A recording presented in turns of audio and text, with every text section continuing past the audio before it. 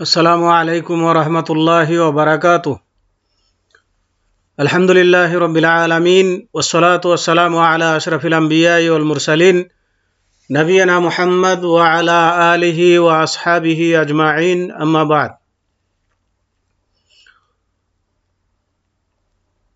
আমি এখন ক্লাস 2 এর ফিকর দার্স শুরু করছি। বিষয় হচ্ছে কতিপয় প্রাকৃতিক সুন্নাত, মানে স্বভাবগত কিছু সুন্নাত যা আল্লাহ রসুল সাল্লাল্লাহু আলাইহি ওয়াসাল্লাম আমাদের জন্য নির্ধারণ করেছেন, যেগুলো মেনে চলা আমাদের কর্তব্য।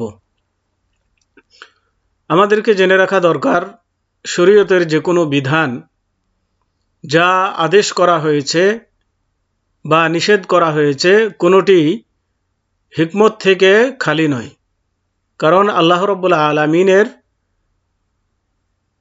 বিধানের মধ্যে হিকমত রয়েছে, কল্যাণ রয়েছে, আমরা সেটা উপলব্ধি করতে পারি বা না পারি। এজন্য আমাদেরকে যে কোনো বিধান যেটা শরীয়ত থেকে নির্ধারণ করা হবে সেটাকে মেনে চলা দরকার, এবং যা নিষেধ করা হবে তার থেকে বিরত থাকা দরকার। যা আদেশ করা হয়েছে তার মধ্যে আমাদের জন্য অবশ্যই কল্যাণ রয়েছে, এবং যা নিষেধ করা হয়েছে তা আমাদের জন্য অবশ্যই অকল্যাণকর। তো আসুন আমরা প্রাকৃতিক কিছু সুন্নাত সম্পর্কে জেনে নিই এবং সেগুলো মেনে চলার মাধ্যমে উপকৃত হই। তো প্রাকৃতিক সুন্নাত অর্থাৎ স্বভাবগত কিছু সুন্নাত রয়েছে, যা হচ্ছে 1 নম্বর মেসওয়াক করা। মেসওয়াক করা মানে দাঁতুল করা, অর্থাৎ দাঁতলের মাধ্যমে দাঁত পরিষ্কার করা, মুখ পরিষ্কার করা। তো এতে আল্লাহ রসুল সাল্লাল্লাহু আলাইহি ওয়াসাল্লাম বলেন,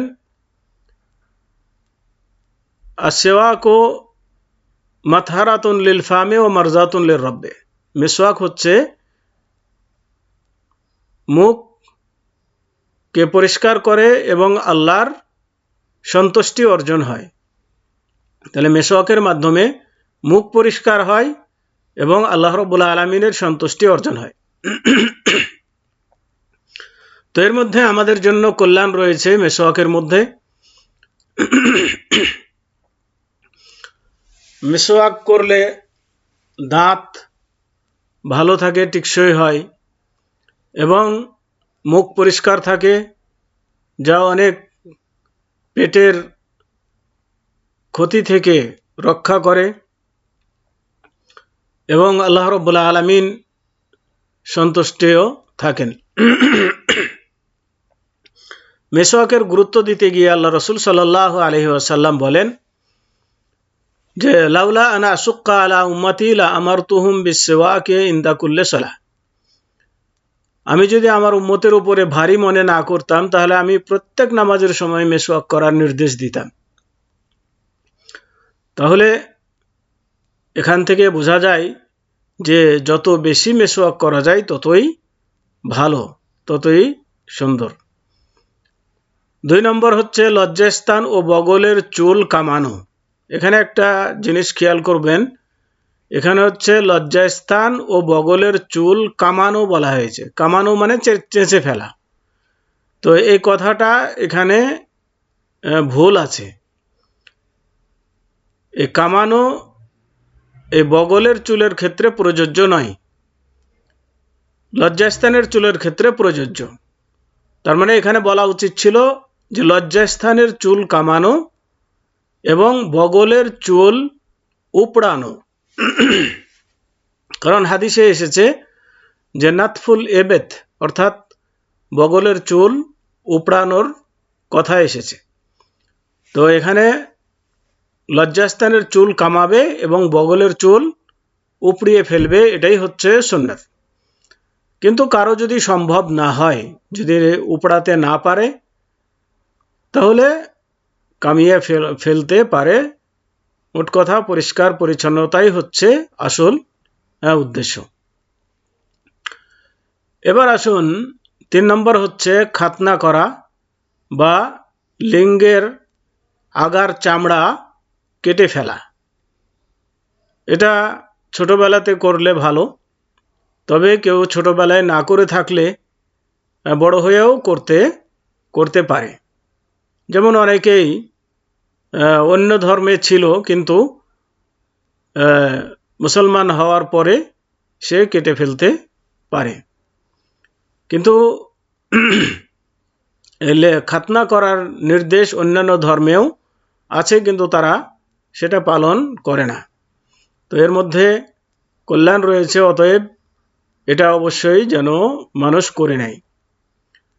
গোঁফ ছাঁটা ও দাড়ি বড় করা। এখানে একটা জিনিস খেয়াল করবেন, গোঁফ ছাঁটা বলা হয়েছে। ছাঁটা মানে ছেটে রাখা, ছোট করে রাখা। এখানে বলা হয়নি যে চেঁচে ফেলা নয়।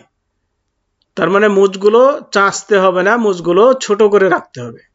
অনেককে দেখা যায় মুছ কামিয়ে রাখে, বিলেট দিয়ে চেঁচে ফেলে, কিন্তু বিলেট দিয়ে চাঁচার নির্দেশ দেওয়া হয়নি, বরং বলা হয়েছে এটাকে কেটে রাখবে, মানে কাঁচি দিয়ে কেটে রাখবে। তো সে সাইজ মতো করে কেটে রাখবে, আর দাড়িকে বড় করবে, লম্বা করবে। এটা হচ্ছে ইসলামের বিধান।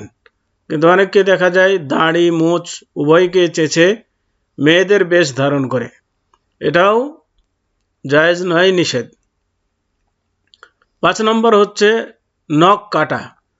নখ মানে হাত পায়ের বাড়তি নখগুলো কেটে ফেলা। তো এগুলো কেটে ছোট করে রাখবে, বড় করে রাখবে না। কারণ বড় রাখাটা এটা হচ্ছে জঙ্গলিদের অভ্যাস, এবং নখ বড় রাখাতে সেখানে ময়লা জমে, যা আমাদের জন্য ক্ষতিকর, এবং শরীয়তের দৃষ্টিতে এটা নিষেধ। 6 নম্বর হচ্ছে সাধারণ পরিচ্ছন্নতা।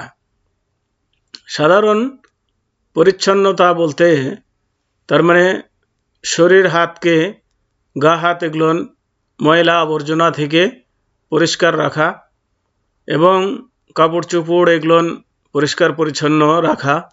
কারণ নোংরা ইসলাম পছন্দ করে না, সমর্থন করে না। অতএব এগুলো থেকে পরিষ্কার পরিচ্ছন্ন থাকবে। এবার আসুন, এখানে যে লোমগুলো কাটা বা চাঁচার কথা বলা হয়েছে, বা নখ কাটার কথা যে বলা হয়েছে, এগুলোর কোনো সময়সীমা আছে কি না, কতদিনের মধ্যে এগুলো কেটে ফেলতে হবে, এর কোনো ঊর্ধ্বে সময়সীমা আছে কি না, এটা আমাদের জানা দরকার। তো এই মর্মে আনাস রাদিয়াল্লাহু তাআলা আনহু থেকে হাদিস বর্ণিত হয়েছে যে আল্লাহ রাসূল সাল্লাল্লাহু আলাইহি ওয়াসাল্লাম বলেছেন যে আমাদের জন্য সময় নির্ধারণ করে দিয়েছেন যে 40 দিনের ঊর্ধ্বে যেন না যায়, 40 দিনের মধ্যেই কাটতে হবে। তো 40 দিন সময় নির্ধারণ করার মানে হচ্ছে যে 40 দিন পর পর কাটতে হবে এমন কথা নয়, বরং 40 দিনের আগেও কাটতে পারে। কিন্তু কেউ যদি না কাটে, তাহলে তার শেষ সীমা হচ্ছে 40 দিন। 40 দিনের বেশি যেন না রাখে। 40 দিনের বেশি রাখলে সে গুনাহগার হবে। সুন্নাতগুলোকে অবজ্ঞা করার জন্য, অগ্রাহ্য করার জন্য, এবং সুন্নাত মতো না চলার জন্য। তো এবার অনেকের দেখা যায় যে কারো চুল, নখ এগুলো তাড়াতাড়ি বাড়ে। তো যাদের তাড়াতাড়ি বাড়ে তারা তাড়াতাড়ি কাটবে। বিশেষ করে যদি সপ্তাহ কাটে তাহলে আরও ভালো। যেমন আমাদের সাপ্তাহিক জুমার দিন হচ্ছে শুক্রবারের দিন। শুক্রবারের দিন পরিষ্কার পরিচ্ছন্ন হওয়া জুমার জন্য এটা হচ্ছে উত্তম। তো কেউ যদি প্রতি জুমায় নখ এবং মুছ এগুলো, তারপরে নাভির নিচের চুল, লজ্জাস্থানের চুল, এগুলো যদি কাটে তাহলে বা কামাই তাহলে পারে বেশি ভালো। আর যদি না পারে তাহলে ঊর্ধ্বে 40 দিন, এর বেশি যেন না রাখে। তো আসুন আজকে পর্যন্তই। ওয়াসাল্লাল্লাহু আলা নবিয়িনা মুহাম্মদ ওয়া আলা আলিহি ওয়া আসহাবিহি ওয়া বারিক ওয়া সাল্লাম। আসসালামু আলাইকুম ওয়া রাহমাতুল্লাহি ওয়া বারাকাতুহু।